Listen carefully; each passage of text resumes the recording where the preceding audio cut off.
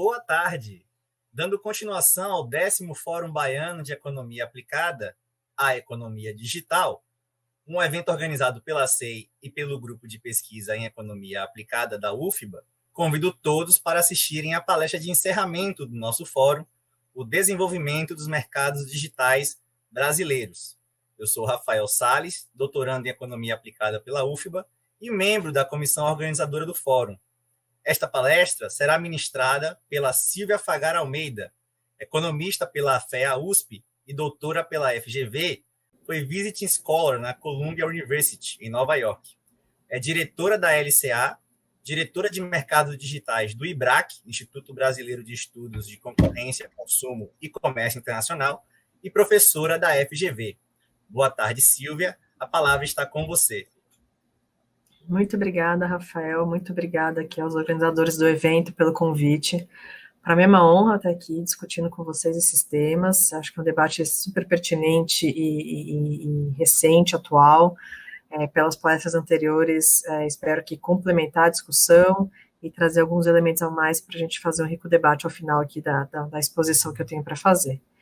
Eu trouxe aqui alguns poucos slides para a gente debater alguns conceitos microeconômicos que, digamos, se reforçaram ou até surgiram no contexto de economia digital. E para fechar a discussão aqui no encerramento do evento, eu achei oportuno trazer também uma discussão do que esses conceitos, esses elementos implicam para a formulação de política pública, porque muitas vezes a microeconomia aplicada está justamente na formulação de política pública, especialmente na regulação econômica e política de defesa da concorrência. Então, eu achei pertinente compartilhar algumas dessas discussões com vocês. Os desafios, inclusive, que isso tem trazido, na verdade, esses conceitos, eles têm trazido muito mais debate, desafios e dúvidas do que respostas, e é sobre isso que a gente vai conversar hoje aqui, nessa reta final do evento. Então, indo aqui para o slide, acho que a relevância da economia digital e como ela tem impulsionado a economia como um todo não deveria ser mais nenhuma novidade aqui já no encerramento do evento, mas é sempre importante destacar, né, que, como definiu o próprio Tiroli, cada vez mais a gente faz transação bancária online, a gente nos informamos por site, a gente utiliza aplicativos de transporte individual, a gente procura acomodações por Airbnb. No contexto da pandemia, utilizamos o e-commerce, delivery de refeições, a nossa vida ficou ainda mais digital, conversamos com pessoas via redes sociais, então, especialmente no contexto da pandemia, ou acelerado pelo contexto da pandemia, do isolamento social, distanciamento social, a nossa vida ficou cada vez mais digital, e não é exatamente uma coincidência que mesmo antes, né, de informações de 2018, quando a gente olhava para os mercados, as principais empresas, a grande maioria das empresas, se não, quer dizer, todas as empresas top 5 e a maioria das empresas top 10 no mundo, em termos de valor de mercado, são empresas essencialmente digitais, né? Algumas delas até tinham algum mercado tradicional antes, já atuavam no setor antes, com Microsoft de uma forma mais física, a própria Amazon também atuava no setor digital, no setor offline, digamos assim, no setor físico, mas que também estão crescendo e estão ganhando visibilidade no setor digital. Então, é importante discutir isso, por quê? Porque, inclusive, a gente agora tem novos desafios, como antecipei, e novos conceitos econômicos, e essas plataformas digitais trazem, de fato, esses mercados digitais, que muitas vezes se traduzem em plataformas de múltiplos lados, não são dois lados, mas são vários lados, elas são um importante instrumento na economia para que vários mercados venham a existir, ou várias pontas, vários lados desses mercados efetivamente se encontram. Sem a tecnologia que ter permitido criar essas plataformas, talvez muitas transações que hoje a gente verifica não seriam verificadas ou não seriam verificadas no volume que a gente identifica hoje em dia, na intensidade que a gente verifica hoje em dia. Né? Antes a gente tinha táxi, mas será que o transporte individual poderia acontecer na intensidade que ele acontece hoje se não fossem os aplicativos? Esse poderia ser um dos exemplos disso. Então, a gente sabe que a existência das plataformas tem efeitos positivos para para a economia como um todo, no sentido de aumentar a quantidade de transação, dar mais dinamismo para a economia, tem várias eficiências associadas a isso. Antes, transações aconteciam com mais ruídos, com mais atrito, com mais custo de transação, hoje podem acontecer de forma mais suave, então é inegável, e existe até algum consenso na discussão econômica que tem todos esses benefícios que eu apontei aqui, mas, ao mesmo tempo, o fato dela estar associada a alguns elementos importantes de novas características ou intensificação de conceitos bem familiares de qualquer mercado que a gente conhece hoje em dia, como economias de escala, escopo, a gente precisa olhar para essas plataformas com um olhar atento e talvez um pouco mais diferenciado. Então, quais são as características que essas plataformas de múltiplos lados apresentam que na minha avaliação e que, de forma geral, para efeito de formulação de política pública, precisam ser consideradas. Uma é a questão de forte intencionalidade de rede, outra é a questão de economias de escala que vão se intensificando, e isso está associado a grandes economias de escopo também, porque as plataformas começam a crescer e começam a facilitar, inclusive, com que ela passe a atuar em mercados correlatos, às vezes bastante correlatos, às vezes nem tão correlatos, mas que com o tempo vão ficando realmente mercados adjacentes e que faz todo sentido atuarem juntos, e tudo isso acontece num contexto de alto nível de inovação. Aqui a gente tem a inovação realmente com uma participação muito importante e com uma variável competitiva relevante.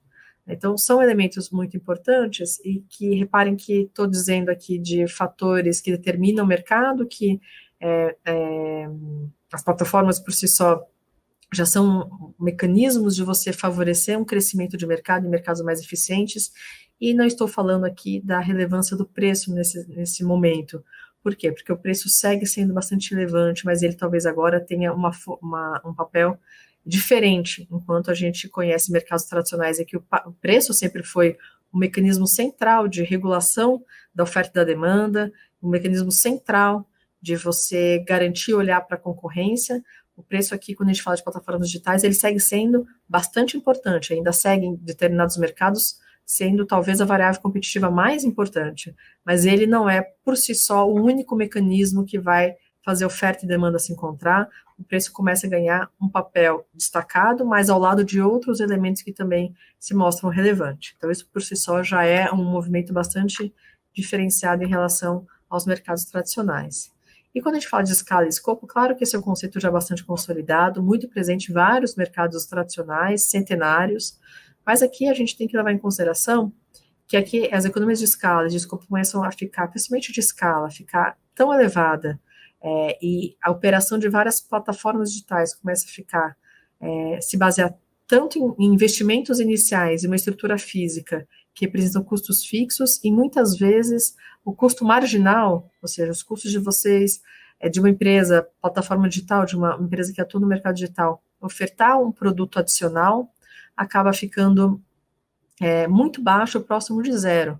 Então, uma vez que você tem ali uma rede social funcionando perfeitamente em termos de tecnologia e de infraestrutura, mais usuários, o acréscimo de custo associado a um usuário tende a ser muito pequeno.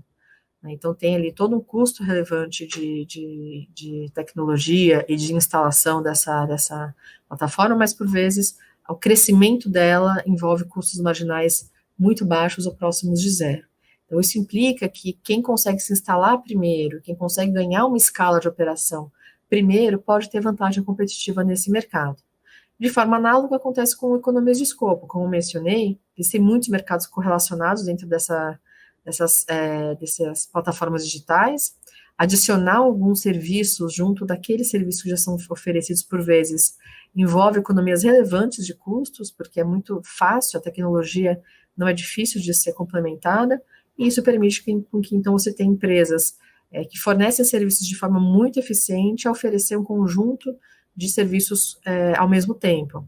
Isso é muito eficiente do ponto de vista econômico, ao mesmo tempo favorece que as empresas de maior porte e que foram se instalaram primeiro no mercado tenham vantagens competitivas e acabem tendo uma preferência pelo consumidor nesse sentido.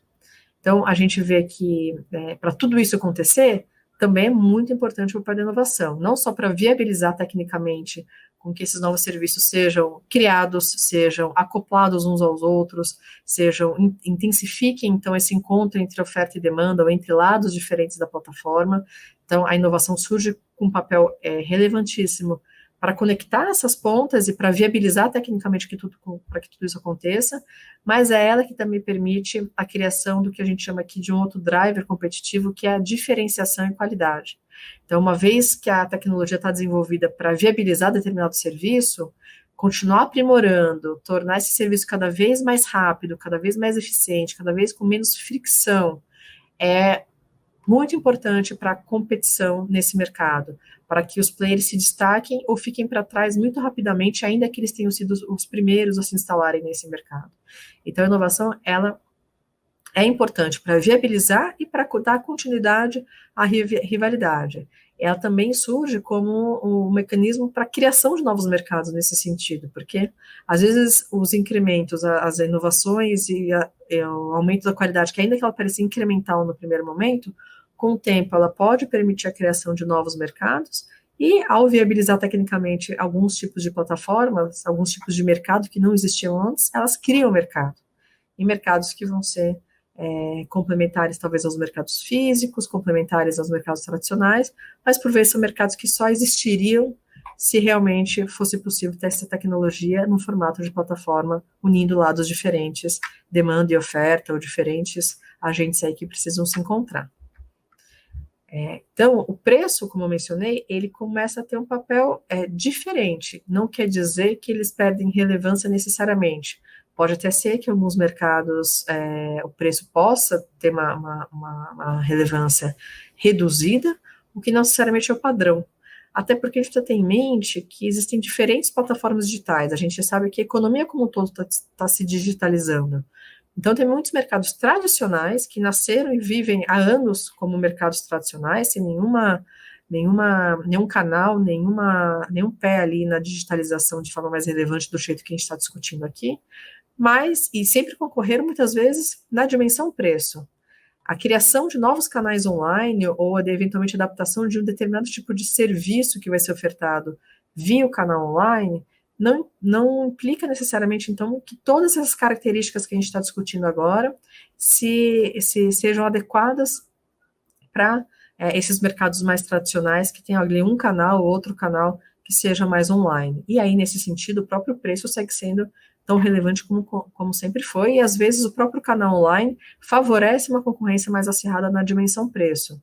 Então, isso torna o preço talvez tão mais relevante na dimensão competitiva, e não menos como, por vezes, a literatura de mercados digitais quer indicar na hora que a gente traz que a inovação e a diferenciação de produto ganham relevância, tá? E aqui na questão preço, ele também ganha um papel, às vezes, que parece secundário, mas não menos relevante, porque nessa estrutura de vários lados se cruzando, se encontrando na plataforma, você pode ter esses efeitos de subsídio cruzado. Então, a plataforma, por vezes, tem um lado onde ela não cobra nenhum preço, mas tem outro lado que um preço é cobrado, e aí o lado onde o preço é cobrado é de onde vêm os recursos para investir no lado onde o preço é zero. Então, existem preços que são realmente zero em alguns lados da plataforma, e às vezes preços não monetários.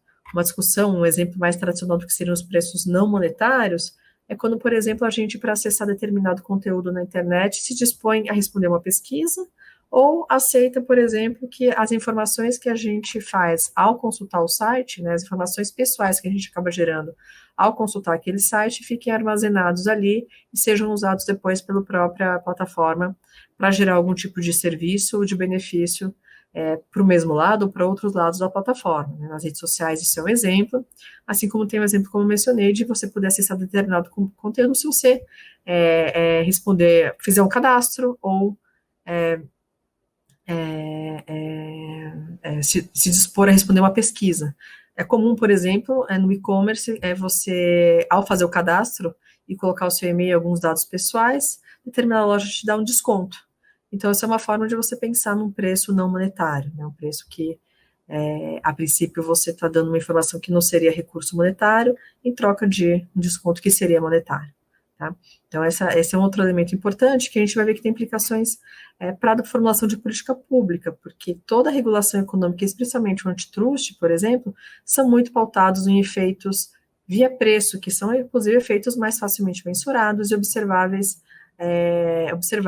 no dia a dia, observáveis e mensuráveis do ponto de vista da ótica de bem-estar social. Então, todos aqueles gráficos que a gente normalmente costuma ver, né, de oferta, demanda, dinâmica competitiva, mensuração de bem-estar, de excedente do consumidor e do produtor, estão sempre muito pautados na dimensão preço. Na hora que o preço pode ter ser uma das dimensões relevantes, mas não mais a única ou a principal, ou mais do que isso, o preço é zero, ou os preços são não monetários, a mensuração de todos esses fatores começa a ficar comprometida e difícil de você avaliar, então, o impacto de determinada estratégia comercial, ou de uma fusão, ou de um crescimento de determinado mercado sobre o bem-estar do consumidor. Então, é nesse sentido que a discussão de preço vai ganhando outra ótica e trazendo desafios bem importantes para a formulação de política pública. Tá?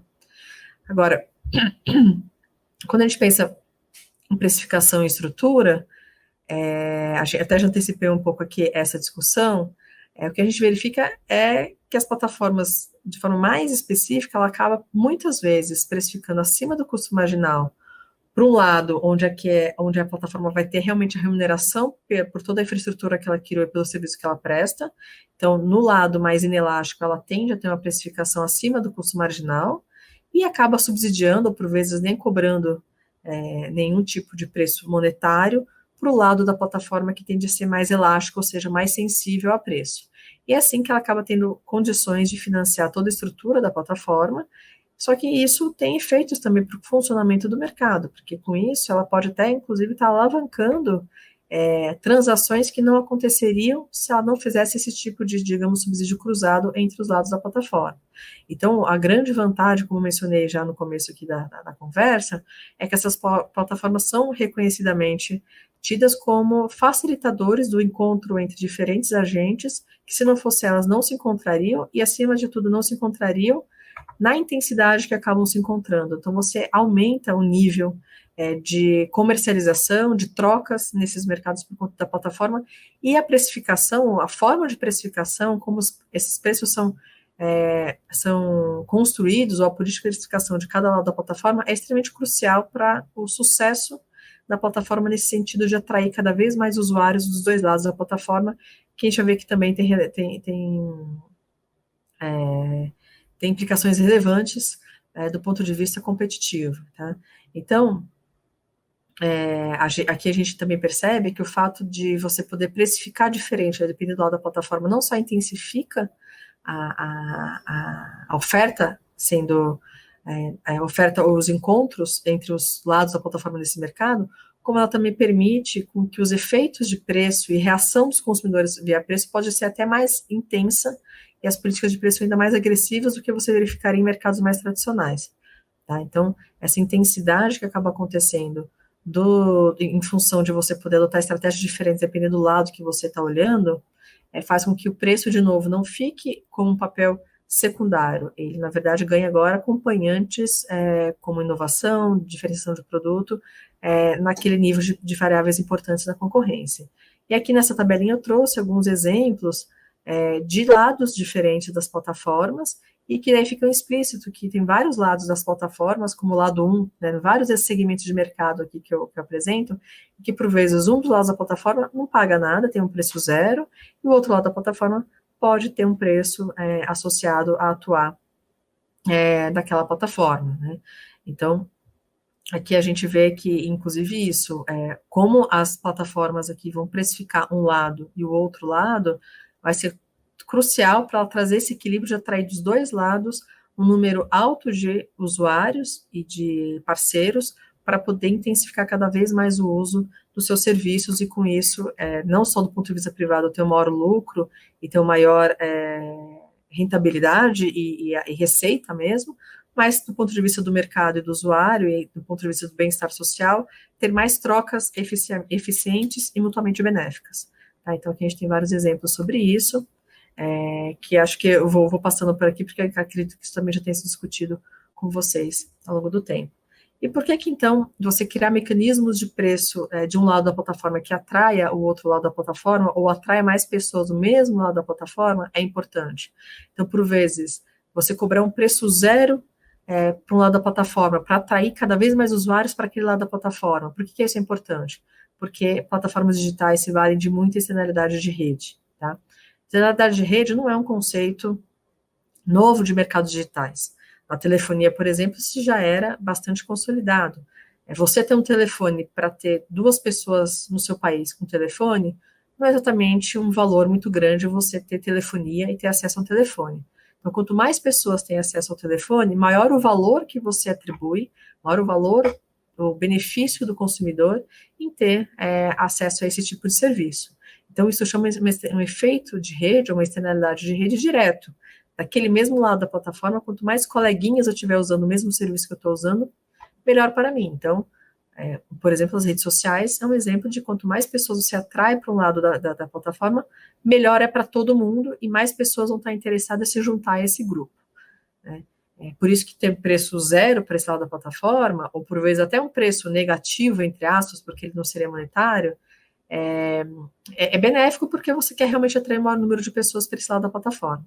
Mas há também os efeitos indiretos, que é quando um lado da plataforma atrai mais pessoas do outro lado da plataforma, que é o caso de aplicativos de transporte individual, como o Uber e outros concorrentes que tem por aí.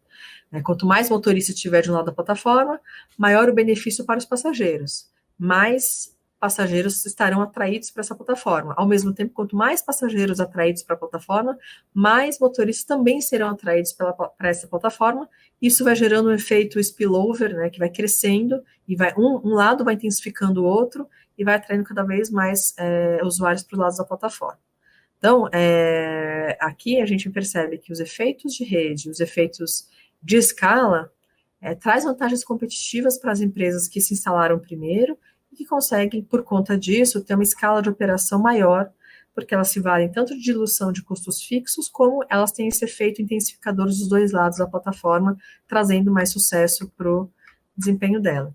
E é por isso que aqui, então, na discussão de mercados digitais, tem um outro conceito bem importante para você avaliar o sucesso de uma plataforma, que é essa ideia de massa crítica da plataforma.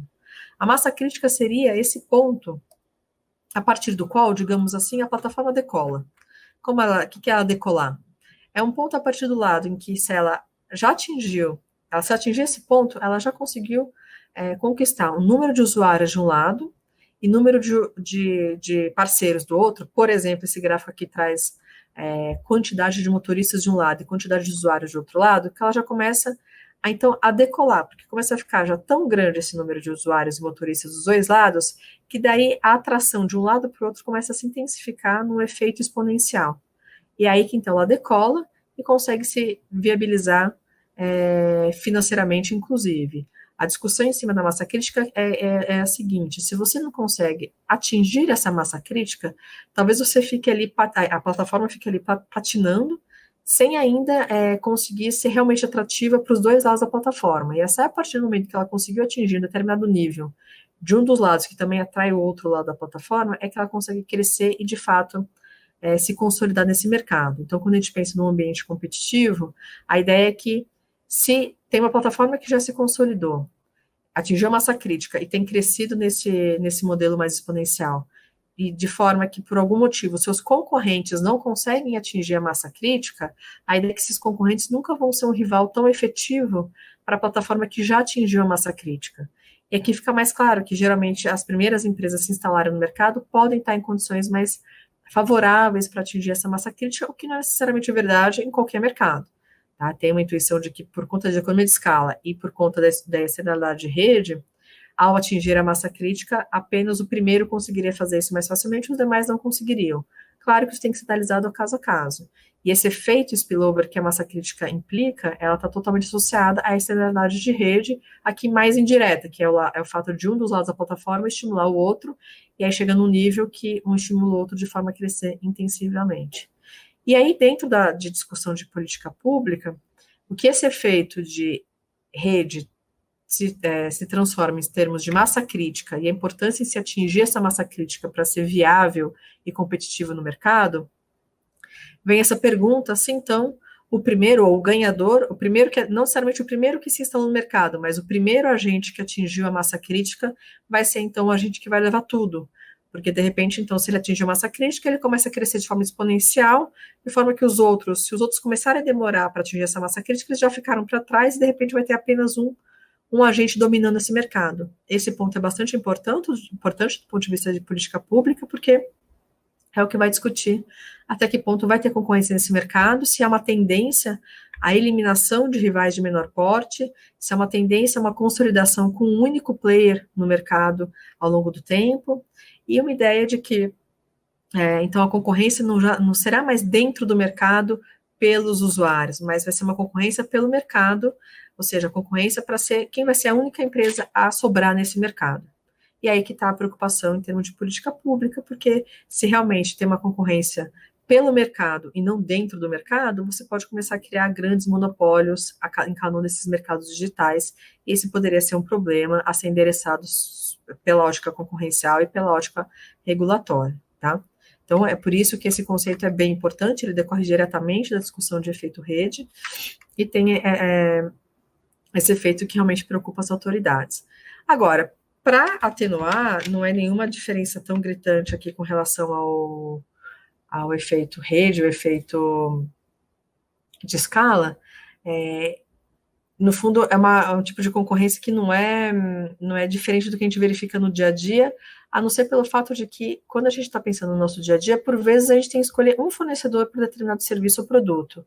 E aqui, quando a gente está falando nesse termo multi-home, ele, na verdade, explica a atuação de que a cada instante do tempo você pode estar consultando uma plataforma concorrente para utilizar o serviço. Então, você, por exemplo, tem vários aplicativos instalados no celular e na hora que você precisa do serviço, a cada decisão de consumo, você poderia muito facilmente acionar um concorrente ou uma plataforma diferente. A ideia do multi-home é justamente essa. Então, quando você vai pedir um aplicativo de transporte individual, você tem ali algumas opções, toda vez você vai sempre na mesma ou você costuma consultar outros ao mesmo tempo? Quando você vai comprar um produto pela internet, você entra sempre no mesmo vendedor daquele produto, ou você faz uma busca em diferentes marketplaces, que inclusive reúne vários ofertantes do mesmo produto? Então, o multi-home é essa ideia de que a cada momento que você vai fazer aquela compra, vai pedir um serviço, você pode estar acionando um aplicativo diferente. Por quê? Porque isso poderia acontecer? Porque o switching costs, que a gente chama, eles seriam reduzidos, os custos de migração de um provedor para outro provedor seriam baixos, e você não ficaria preso a determinado fornecedor. Isso é muito diferente de mercados tradicionais, por exemplo, em que você, para consumir determinado produto, vai ali, faz um contrato anual, e que aí você fica amarrado por um tempo naquele produto. Aqui a ideia é de que você nunca está amarrado em nenhum produto, e você fica todo tempo testando e experimentando novos serviços, e a todo instante você pode concluir que um serviço ficou melhor do que o outro e pode mudar de ideia sobre qual seria o seu preferido. Sobre isso, tem uma vasta discussão baseada em economia comportamental, de que ainda que na teoria todos esses custos de migração entre uma plataforma e outra sejam baixos, na prática você tem um path dependence, ou seja, uma dependência de trajetória, você tem um efeito de preservação de rotina, de status quo bias, que a gente chama aqui, de você estar propenso a acionar aquilo que te chama mais atenção naquele momento, de seguir um comportamento padrão, que te impede de, na prática, a todo instante ficar trocando e testando várias coisas ao mesmo tempo. Então, a pergunta que se coloca, por vezes, tudo bem, do ponto de vista operacional, do ponto de vista contratual, você pode, a cada hora, acessar um site ou um aplicativo e acessar um concorrente diferente. Na prática, será que a concorrência está realmente one click away? Basta mudar de tab aqui no meu computador e a concorrência acontece assim? Então, tem muita discussão, toda a discussão, por vezes, do antitruste, fica em cima de até que ponto o multi-homing está acontecendo e está acirrando a concorrência, porque vai ser comum você verificar vários mercados em que você vai ter, por conta de efeitos de escala, de inovação, de efeito rede, poucas plataformas de porte grande atuando. Agora, se você tiver um multi-home intensivo, Não interessa que você tenha poucos agentes, talvez os efeitos competitivos sejam mais próximos de um ambiente altamente competitivo, porque justamente você tem multi-homing ali acirrando a concorrência entre esses poucos players que já estão instalados. E pode ser benéfico ter poucos players, porque eles se valem de todos os ganhos que eu mencionei antes. Tá? Então, tem muita discussão sobre isso não é um consenso no antitruste, nem aqui no Brasil, nem no mundo, e é um ponto relevante para reflexão. E, de fato, a gente tem aqui pluralidade como regra. Né? A gente vai ter mercados bastante heterogêneos, você vai ter plataformas que são exclusivamente digitais, vai ter plataformas que elas realmente surgiram só no ambiente digital, tem plataformas que eram mercados, que são mercados muito tradicionais e que, no fundo, a plataforma associada a esse mercado é um canal de distribuição, é um pedaço pequeno. Então, como aplicar esses conceitos aqui vai depender de várias características, inclusive se elas são transacionais ou não transacionais, ou seja, se elas permitem uma transação entre esses lados da plataforma ou não, se elas estão ali para fazer o matchmaking, que seria, por exemplo, o Uber, o Tinder, ou se elas estão ali só para chamar a atenção para um lado das plataformas, ou seja, eles são um mecanismo de chamar a atenção, como Instagram, TikTok. E tudo isso, então, impõe desafios para a análise da política de defesa da concorrência e também para a regulação de forma mais ampla, seja porque, como mencionei antes, as estratégias agora não estão só pautadas via preço, como a teoria econômica tradicional sempre pautou e que também era muito mais fácil de olhar sob a ótica antitruste. Então, você tem muitos modelos de negócios distintos, a concorrência na dimensão diferenciação e inovação, que é mais difícil de mensurar. Definir qual que é o mercado realmente afetado por uma operação, por uma conduta, é muito mais difícil, porque as fronteiras de quem concorre com quem, qual a intensidade dessa competição, elas não só são frouxas, são cinzentas, como elas tendem a se alterar muito rapidamente. Então, você calcular market share, calcular posições, como você avalia a posição dominante, se uma empresa é líder, não é, isso tende a mudar esse transitório. Você também tem uma análise de efeitos de barreiras à entrada, que também estão associados ali a efeito rede, economia de escala, que podem constituir barreiras à entrada, sim, em determinados segmentos. Ao mesmo tempo, o switching cost baixo, o multi-homing, como mencionei, podem reduzir essas barreiras e realmente implicar concorrência importante no mercado. E aí, como é que a gente quantifica qualidade e preços não monetários? Como é que a gente avalia se determinada conduta trouxe eficiência para o mercado ou não? Como é que você regula isso? Como é que você cria regras objetivas e regula determinado mercado se você tiver que olhar para variáveis subjetivas e não monetárias, né? Então, os efeitos acabam sendo mais intertemporais e muito dinâmicos, mudam muito facilmente. Então, é difícil você olhar como é que determinada conduta vai afetar o mercado. Você tem aqui, inclusive, algoritmos facilitando coordenação entre agentes, que é difícil, por vezes, caracterizar como cartel, ou se isso é uma coordenação tácita. É uma discussão muito grande até que ponto os algoritmos devem ou não ser responsabilizados e como responsabilizar algoritmos que acabam coordenando preços por inteligência artificial. Você tem aqui esse conceito de killer acquisitions, que é a compra de empresas nascentes, até que ponto uma grande plataforma comprar uma empresa nascente é benéfico, porque no fundo ela está ali estimulando uma tecnologia nova, ou até que ponto ela está matando o concorrente. Então aqui tem vários problemas de monitoramento e de enforcement da política concorrencial. E a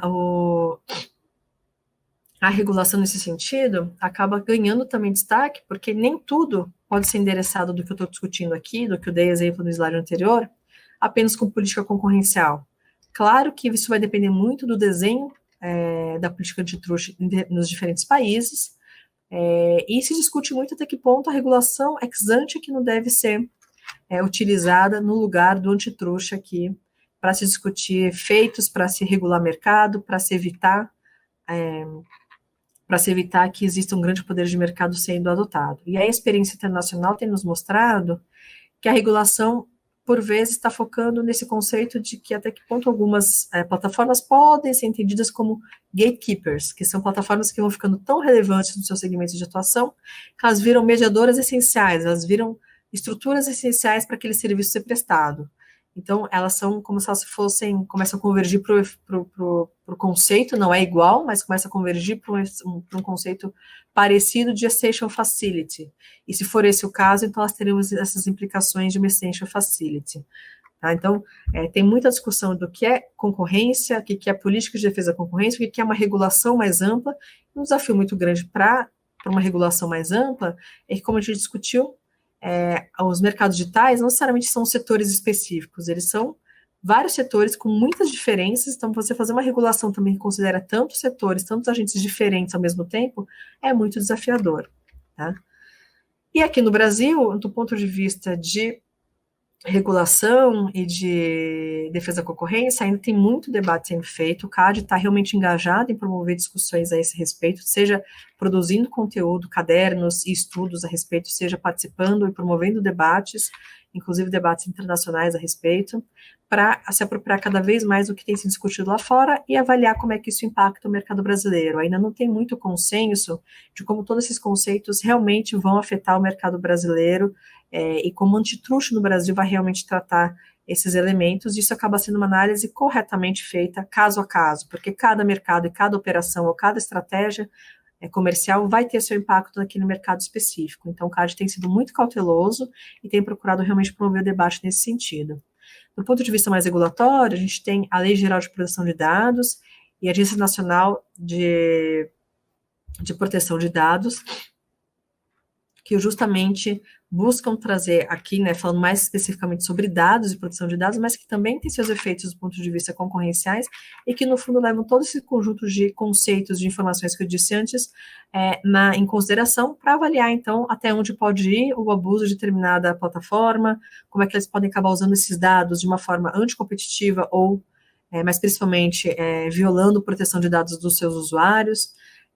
Então, tem vários elementos que estão sendo considerados, mas do ponto de vista concorrencial, o que importa muito é essa discussão de portabilidade dos seus dados e interoperabilidade entre plataformas, para permitir que você realmente consiga ter o switching cost baixo e uma concorrência e usuário migrando de uma plataforma para outra muito facilmente, sem nenhum grande atrito, porque isso sim vai promover a concorrência.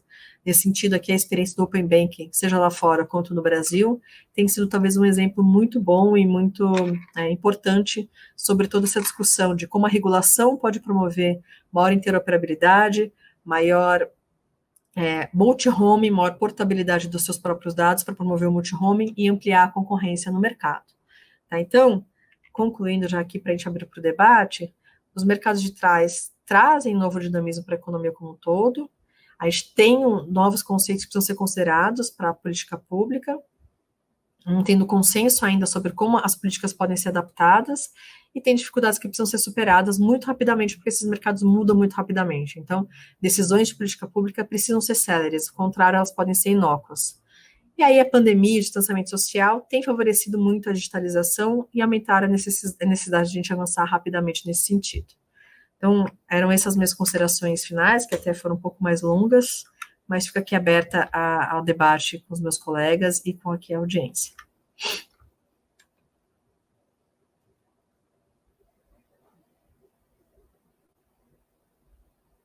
Muito rica. Rafael? Oi. Pronto, acho que agora eu voltei, né? Voltei? Voltou. Pronto. Então, muito obrigado, Silvia. Foi uma apresentação muito rica. Obrigado aí também pelo detalhamento, né? Trazer os conceitos e preparação para ir desenvolver até o problema, que é justamente isso, né? Dado que estamos diante de um mercado que o preço ele acaba não se revelando, né, diretamente, e aí você tem toda a regulação, toda a literatura antitrust, ela acaba sendo focada no preço. A partir do preço você entende, né, qual que é o acidente do consumidor, qual que é o acidente do produtor, e se há ali algum tipo de comportamento anticoncorrencial, etc. Só que aí nos mercados digitais, como você bem colocou, o preço muitas vezes ele não aparece, né? Então, eu queria entender quais os limites da atuação política, né, de defesa da concorrência nesse contexto de mercados digitais, que muitas vezes está atuando em mercados de dois lados, né? E se realmente há necessidade de uma regulação mais ampla, uma vez que como você bem colocou, é preciso que se atinja uma massa crítica para que aquele mercado vingue inicialmente, né? Será que uma regulação muito ampla poderia até mesmo inibir que determinadas startups consigam desenvolver e encontrar essa massa crítica, né? Exatamente. Acho que, Rafael, você destacou um ponto bem importante, que é a grande preocupação da de autoridades regulatórias e autoridade de defesa da concorrência. Até que ponto uma tentativa de evitar um crescimento que não seria desejável de tais plataformas não estaria, ao mesmo tempo, inibindo ou dificultando inovação no mercado. Então, é o tal do erro do tipo 1 e do tipo 2. Se, por exemplo, tiver um falso positivo aqui, achar que, de repente, tem uma plataforma prejudicando o mercado e, no fundo, ela não está, você poderia estar não só prejudicando a inovação que essa própria plataforma traria, mas uma sinalização para o mercado como um todo que determinadas estratégicas que poderiam ser benéficas e pró-competitivas podem ser entendidas como maléficas e passíveis de condenação ou de algum tipo de punição. Então, essa é uma preocupação bem importante e nesse sentido, eu acho que a regulação precisa realmente, a divisão de tarefas aqui entre antitruste e regulação econômica precisa considerar isso, e eles consideram, tá? Isso é uma preocupação latente, e é importante ter em mente de onde vai o antitruste. Claro que cada jurisdição vai ter o seu desenho regulatório, o seu desenho institucional sobre o papel da defesa da concorrência, e a agência regulatória também, o seu desenho institucional vai ter que ser feito muito calibrado, mas nesse sentido é importante ter em mente que uma coisa é poder econômico, né, eu gosto de pensar dessa forma, uma coisa é poder econômico, outra coisa é poder de mercado, talvez o antitruste consiga regular mais diretamente, o poder de mercado, se tem ou não tem concorrência sendo prejudicada, se tem ou não tem, as variáveis competitivas estão sendo realmente funcionando em seu pleno funcionamento possível diante das circunstâncias, ou se, inclusive, as plataformas agora estão conquistando um poder econômico, conseguem influenciar eleições, se conseguem influenciar outros aspectos da economia e do funcionamento de um país, que extrapola, talvez, o funcionamento do mercado específico. E aí, o desenho claro do que é antitruste, do que é uma regulação econômica, precisa separar, então, o que é poder econômico e o que é poder de mercado, para você ter uma atuação mais efetiva e mais específica dessas plataformas, tá?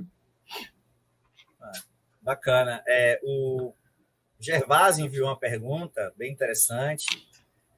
Os órgãos regulatórios estão realmente preparados para esse novo cenário de rapidez dos mercados digitais para atingir economias de escala e facilidades para obter economias de escopo?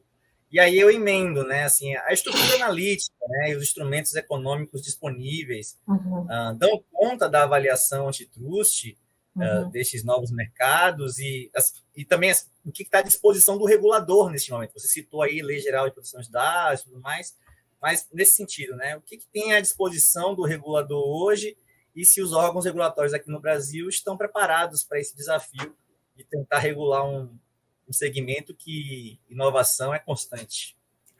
Exato. Eu acho que, em termos de estrutura analítica, pelo menos sob a ótica da defesa da concorrência, a estrutura analítica talvez ela não tenha que ser alterada, mas talvez incorporar novos elementos, esse seja o principal ponto. Agora, os instrumentos, as ferramentas do dia a dia, sendo bem específica, talvez os modelos econométricos que são utilizados em mercados digitais, talvez não sejam tão eficientes em algumas análises concorrenciais, porque o passado aqui tem muito pouco a explicar sobre o futuro, né? No mercados mais tradicionais, você usa modelos econométricos que o passado, ou um retrato atual, nos ajuda a inferir o futuro. Aqui, talvez, a gente tenha menos essa relação entre passado, presente e futuro de uma forma tão preditiva, de uma forma tão robusta.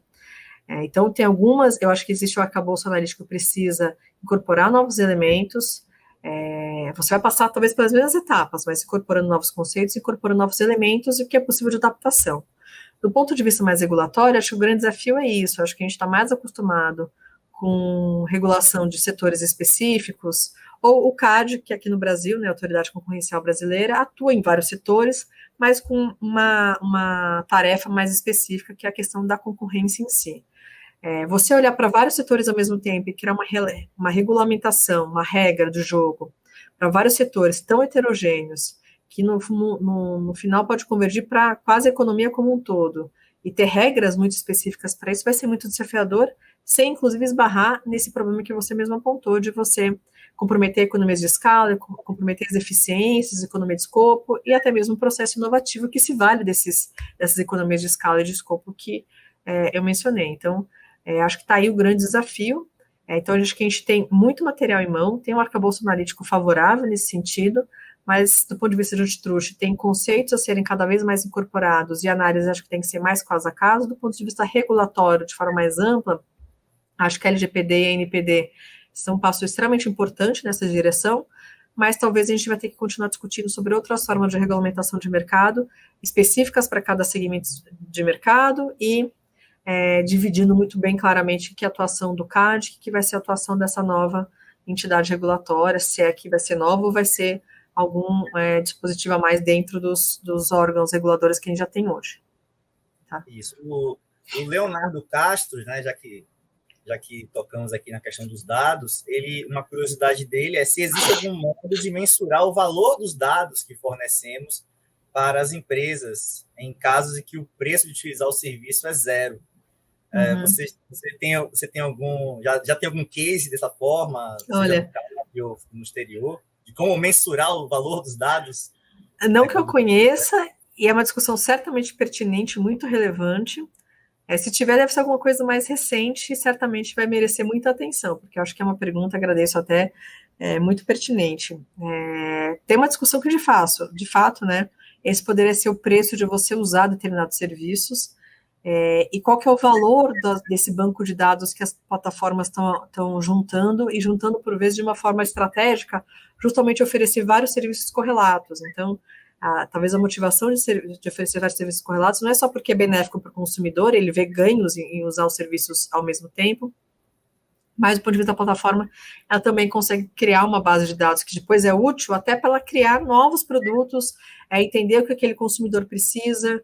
Isso do lado mais benéfico e eficiente, mas também as autoridades se preocupam com o outro lado dessa moeda, que é o valor negativo, que é o fato de que estão várias plataformas que já conseguiram hoje ter uma base de dados muito grande, estão em condições muito privilegiadas de concorrer no mercado que as entrantes ou as menores não conseguem.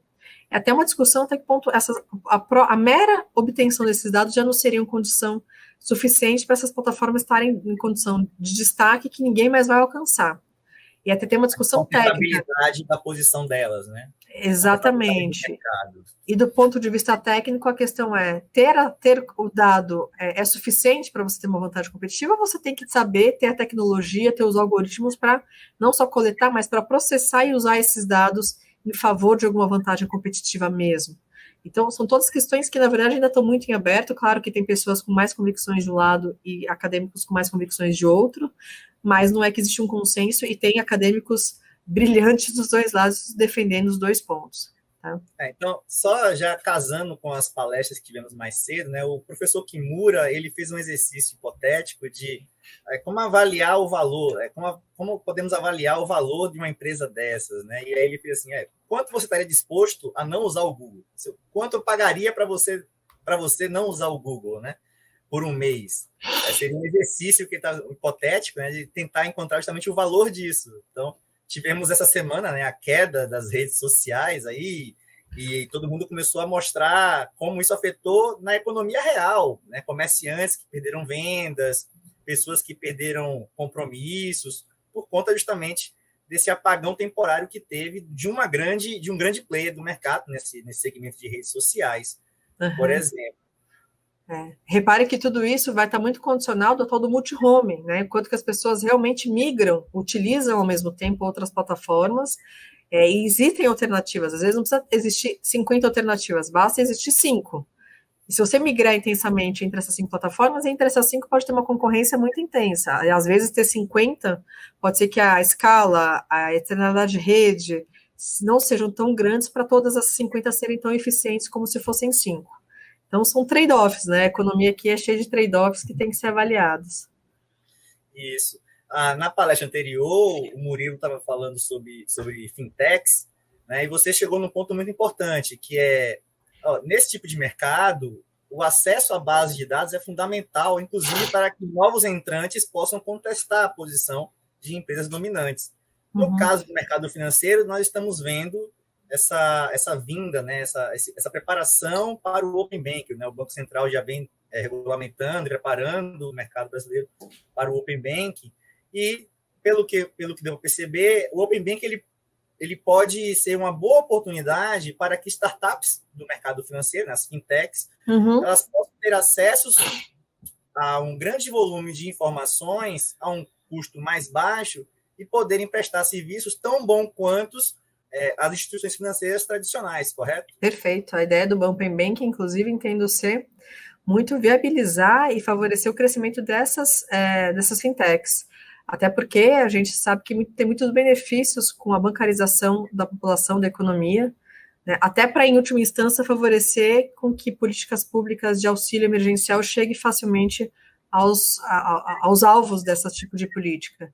Então, é muito importante, e o Open Banking, uma das grandes motivações seria justamente essa, favorecer o crescimento da concorrência, não só entre as instituições financeiras de maior porte já estabelecidas, mas que também os menores não enfrentem tantas barreiras para competir nesse mercado. Tá? A ideia de portabilidade é justamente essa, favorecer a concorrência entre quem já está e quem pode entrar no mercado. Perfeito. Então, estamos chegando já no nosso horário, e para fechar, a professora Diana Gonzaga deixou aqui uma perguntinha. Essa aqui é bem desafiadora, viu, Silvia? Se prepare. Silvia, como regular um mercado que opera em escala global? A estrutura de regulação nacional teria atuação eficaz nesses casos? Pois é, por isso, concordo totalmente com a preocupação, eu acho que é uma pergunta também muito pertinente, por isso que se discute muito a cooperação internacional, né? Hoje em dia, a autoridade antitruste já se cooperam muito, mas, de fato, mesmo a regulação talvez tenha que ser pensado para além das fronteiras geográficas que a gente conhece, fronteiras, né, de países, porque a gente vai ter realmente ações que podem afetar outros países muito diretamente, né? Então, vai ser difícil, e não é benéfico você limitar a atuação das plataformas apenas a determinada jurisdição. Então, realmente, essa regulamentação, a cooperação internacional, por vezes, vai ser importante, e aí essa cooperação mundial vai ter que acontecer com muitos países, o que é muito desafiador. Então, eu concordo com a preocupação, isso é muito desafiador, e aí avaliar como é que a gente vai limitar a atuação das determinadas plataformas em determinados países, versus conseguir ter uma cooperação regulatória a ponto de que está todo mundo realmente podendo atuar sem fronteiras de uma forma harmônica. Maravilha. Chegamos no nosso horário, né? Excelente apresentação, Silvia, assim, muito gostoso mesmo bater esse papo contigo e um tema que é tão do nosso dia a dia, né? Todo mundo aqui já está usando algum tipo de aplicativo para alguma coisa. É o banco, é pedir alimento, é o transporte, é saber se o ônibus está chegando ou não. Todo mundo está já inserido nessa economia digital e você colocou muito bem aqui questões desafiadoras para que políticas públicas sejam aperfeiçoadas e que possam contribuir para o aperfeiçoamento desses mercados, né? Essa que é a ideia de políticas. O Estado, quando ele atua intervindo na economia, é para aperfeiçoar os mercados, né? Esse que é o ponto que nós não podemos perder. Exatamente. É para melhorar a eficiência do mercado, né? E não criar falhas de governo, né? Criar falhas de governo, exatamente. Então, eu agradeço, Silvia, pela palestra, pela participação aqui no nosso fórum. Agradeço o auxílio também do professor Stélio na mediação desta sessão, né, enviando as perguntas do chat para mim. Estamos encerrando o nosso 10º Fórum Baiano de Economia Aplicada.